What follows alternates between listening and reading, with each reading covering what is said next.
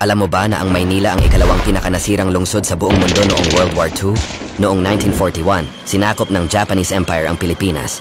Ginawang headquarters ang Maynila, habang libu-libong Pilipino ang pinahirapan at pinaslang. Pagdating ng 1945, bumalik si General Douglas MacArthur para sa pangakong I shall return.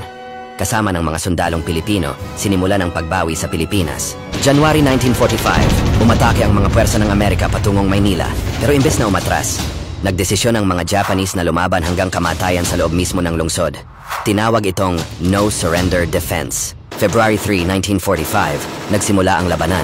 Nagkaharap ang Amerikano, Pilipino at Japanese sa kalsada, gusali at simbahan. Ginamit ang mabibigat na bomba, tangke at artillery. House to house ang bakbakan.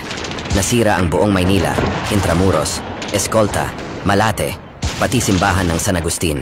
Pinakamalupit sa lahat, ang tinatawag na Manila Massacre.